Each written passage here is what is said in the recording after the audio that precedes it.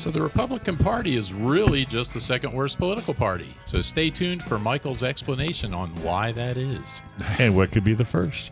Hey, folks, most companies waste a lot of money on marketing. And the reason why is because they don't have a clear message. So if you're wasting money on your website, your social media, or your advertising, you don't have a clear, easy to understand message, well, then you need to go to Sage Tree.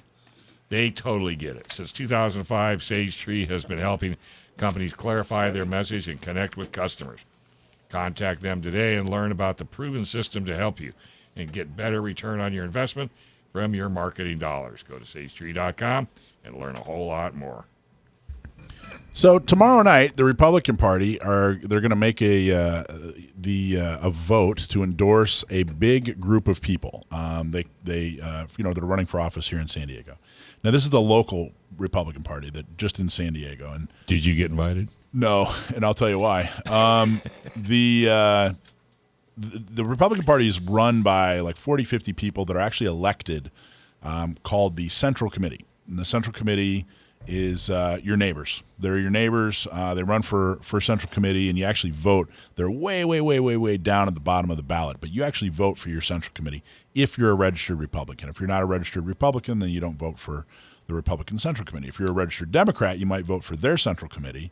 But most political parties, the two majors, of course, have a Central Committee, and that's who actually makes the decisions on the party. Who do they endorse? That sort of thing. So if you have more than one Republican running, they'll actually choose, they help organize volunteers, and they help raise money and that sort of thing. But that's who's actually running the Republican Party. Now, if you were listening a few weeks ago, you heard me interview a guy who is running for sheriff named John Hemmerling, and it was not a good interview. It didn't go well for John. John is works for the city attorney down in San Diego, and he is in charge of spreading the gun violence restraining order program. Gun violence restraining orders are horrible. In all fairness, a lot of the examples that they give on when they issued a gun violence restraining order, it's taking a firearm away from someone who's committing a crime. The thing is, you don't need a gun violence restraining order to do that. What they're doing is they're making gun violence restraining orders they're making it common practice. They're, just standard practice to issue a gun violence restraining order, whether or not it's needed. So they're making it look like, hey, these gun violence restraining orders, not so bad. The problem is there are a number of situations where they're taking guns away from people that haven't committed a crime, and the whole idea of a gun violence restraining order is it's supposed to be a red flag law. And what a red flag law means is they're actually trying to predict whether or not, someone's going to become a criminal. They've raised a red flag, and therefore they want to try to, take rights away from them before they've actually abused their freedom and liberty. So that's the intent of a red flag law. A gun violence restraining order is a type of red flag law, but they've taken these gun violence restraining order and they're making them mainstream. They're basically using them whenever a firearm's involved. They issue a gun violence restraining order. Never was the intent. And they're of course wide open to abuse. They flip due process on their head. And John Hemmerling is not just a fan, but he is a disciple of these gun violence restraining orders. He's actually been spreading them to other departments, going throughout the state, going throughout the county, and making sure that other departments are implementing these gun violence restraining orders. And when we talked to him, he didn't back off of it at all.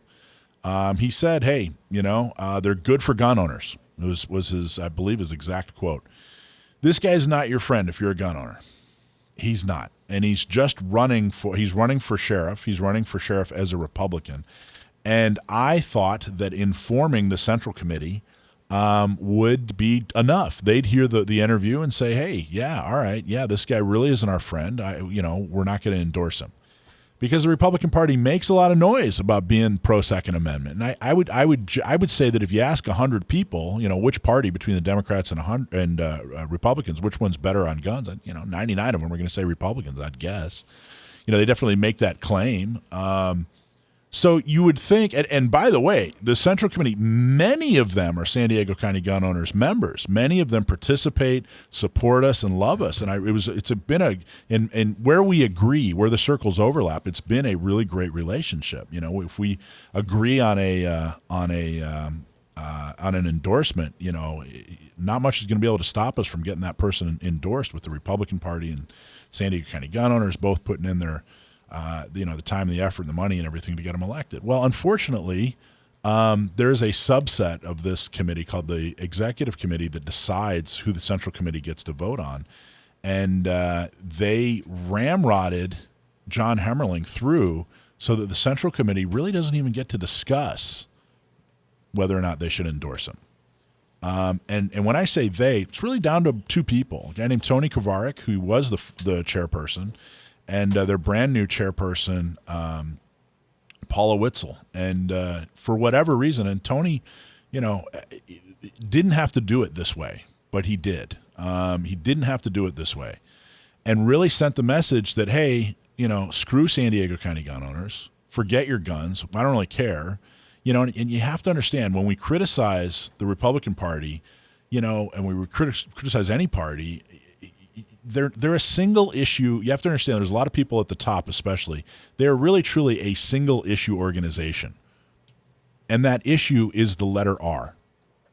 And they will always sell your gun rights down the river in order to advance that R. And that's exactly what is happening. That's exactly, so all the lip service and all the hot air and, hey, gee golly, look at us, and we show up at your events, we show up at your dinners, and rah, rah, rah. That's all great, except when it's better for them to advance that R rather than advance your Second Amendment rights. And that's exactly what's happening right now. Now, there are a lot of committed people on the Central Committee right now that are working on trying to pull him off this list so that he can be discussed and hopefully not endorsed, because Tony Kovarik has shoved, it's an enormous wedge between San Diego County Gun Owners and the Republican Party, an enormous wedge between the Republican Party and gun owners in general. Wow. And has absolutely destroyed relationships, and trust, and, you know, bridges that have been built over years. And unfortunately, the current chair, Paula Witzel, it did absolutely nothing. Just rolled right over. They weren't. We had the votes in the executive committee to just simply pull him off this list so that it could be discussed. You know, so they could make an educated decision, or at the very least, so they could send the message, hey, look, John Hemmerling, this issue is important to us. Whether or not we endorse you, this issue is important to us. Mm-hmm. And that message is gone. That message is completely gone. No way pulling this out?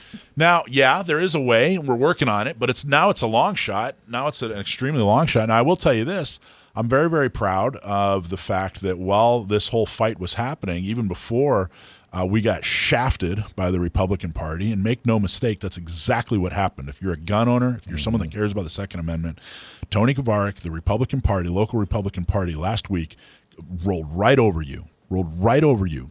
Sent the message they do not care about your Second Amendment rights. Now, hopefully, many people, that are also part of the leadership will reverse that tomorrow night. We're gonna have to wait and see.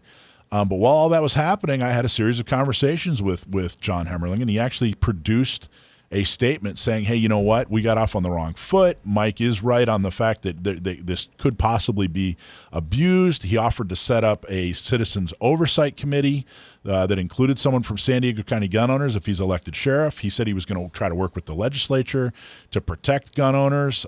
He said he was not going to spread gun violence restraining orders. That's all great, and I'm really happy that we did that we got that assurance from him. But he's a candidate, man. He's running for office. That email is not worth the paper it was written on. Mm-hmm. You know what I mean? Well, unless he proves it. Unless he proves it. You're exactly right. But, that's the kind of thing that the Republican Party could have gotten. They could have gotten assurances from him had they allowed a discussion. But Tony Kovarik and Paula Witzel said no, they're not going to do that. They didn't even allow the discussion. Mm-hmm. So they can't even get that level. So as crucial as this this statement we got from him is, and it's public, he published it, It's not just, his word on the phone or whatever. It's in writing, it's published, and it's public. As important as that is, they even they took a lot of the steam out of that. A lot of that doesn't matter because they just shoved them through. So what I'm saying is, do not vote for anyone coming up that you cannot verify has the endorsement of a pro-gun organization like San Diego County Gun Owners or NRA or CRPA or somebody. Ignore the Republican voter guide because it is. Well, they can use your guide. Use our guide, but we don't include every single office, every single person. So don't look at the Republican voter guide because there are a lot of anti-gun folks on that list. They don't care about your Second Amendment rights. When in doubt, don't. And stay tuned. Listen to us this week. We'll let you know what the Republican Party decides. Know this, there are a lot of great people that are working hard, but unfortunately there are a lot of people that just don't care about your rights that are making decisions at the Republican Party here in San Diego. And that was a mic drop. Just a tad early. A little bit long. Mic drop. Well, it wasn't. Yes, it was. I guess it was. Yes, it was. It's a very good one. It was really sad. Really, truly sad. I mean, they really, truly, like I said, we've been building bridges and working and building partnerships, and they just destroyed them overnight. They're rebuildable. You can get those things built back.